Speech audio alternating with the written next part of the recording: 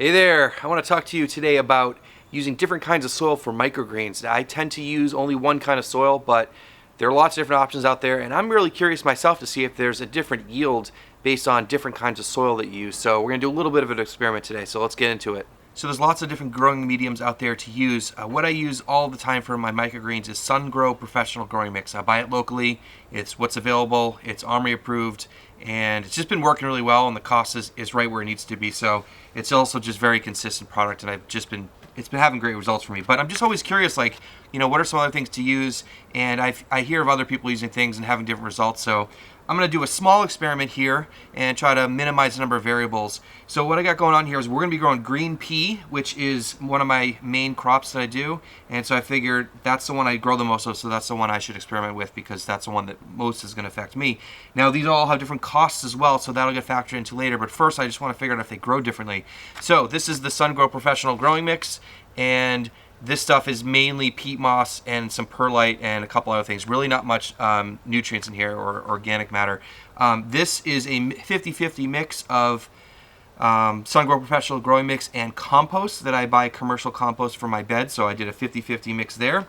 This one is Happy Frog. Many of you guys are probably familiar with that potting mix, which I often use to pot stuff up. It's just a great potting mix. It's got a lot more stuff in it.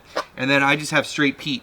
And I bought this at a big box store. I don't remember where, but I'm sure that comes in different qualities as well. But we'll just see. I've heard of even people growing it in straight peat, and that works out okay too.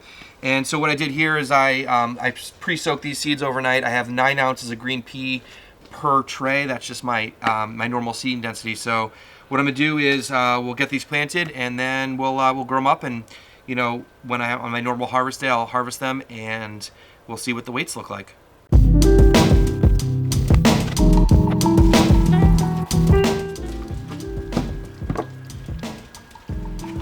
One thing I noticed right away here is that the peat moss, the straight peat moss, really doesn't drain. It's kind of just hanging out there, so that's kind of nice. The other 3 are doing it right.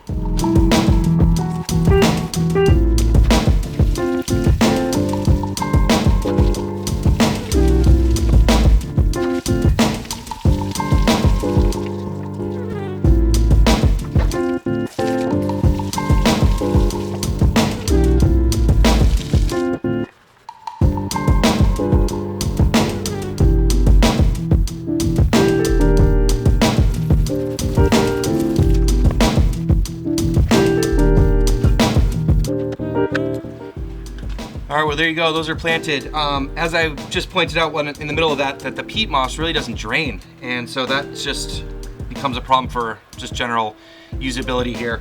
But everything else worked all right, just as normal. So I got these all stacked up. I'm gonna put these on my tray, my rack to germinate. And I'll just grow these with the rest of the microgreens. So we will check back in about a week and a half. And if you haven't seen a lot of my other microgreen videos, I'll put links down below for those. There's all sorts of ones about how to grow, my setup, how to make, how much money you can make on them, all that sort of stuff. So we'll see you in about a week and a half. So I know I said I'd show you guys in a week and a half, but I figured I'd give you a little bit of an update along the way. As you guys may have known from other videos, I plant my microgreens Monday morning. I usually uncover them and unstack them on Thursdays, and I harvest them the next Thursday. It's currently Saturday right now, so they've been uncovered for just about 2 days, not quite 2 days yet. So let me show you what's going on right now. All right, so same order as they were in the previous shot here. On the left, we have the SunGrow. Second one, SunGrow with compost. This is the Happy Frog. And then the last one is the straight peat moss. And I have to say the first 3 are about the same. I'd say the SunGrow and the compost might be just a touch taller, but really, really close. And probably the worst looking one right now is the straight peat. It's just a lot shorter, maybe less germination, but we'll see in a couple days when I go to harvest these how they're doing, but just want to give you an update right now. So it's been about a week and a half since I planted these pea shoots, and normally I start them Sunday night, soak them in water, I plant them Monday morning, and I harvest them the following Thursday. That's how I do most of my microgreens. So it's Thursday right now. Now, I am kind of surprised, but kind of not surprised. They all look pretty similar except for the peat moss. So I'd say that, remember, I did the SunGrow Professional Growing Mix, SunGrow and compost, and then Happy Frog. Those were the first 3. And then the last one is the peat moss. And you can see that they all look pretty much the same except for the peat moss. But what I'm going to do here is I'm just going to harvest them and weigh them just for the sake of you know, making sure that I'm pretty close to my guess here.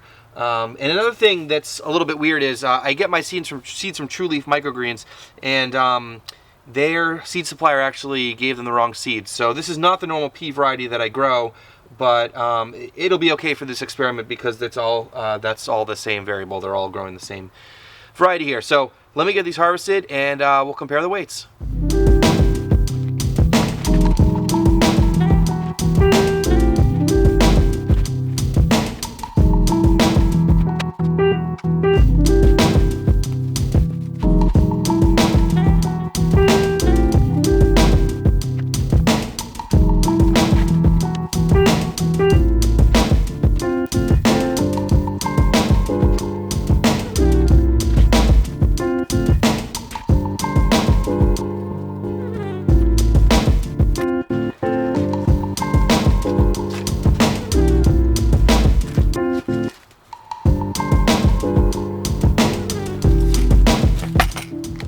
Alright, so here are the results.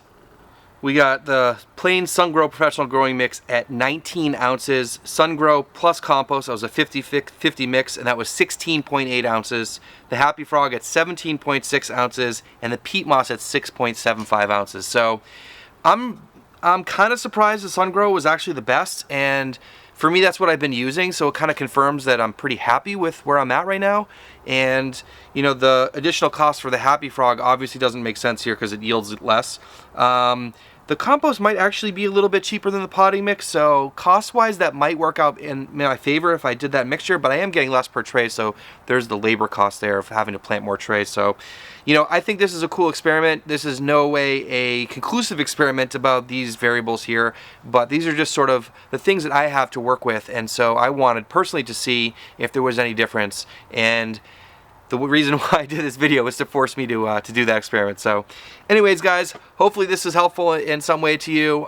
It just goes to show that just a really basic potting mix will do fine for growing microgreens. I have also used Pro Mix before, which worked great.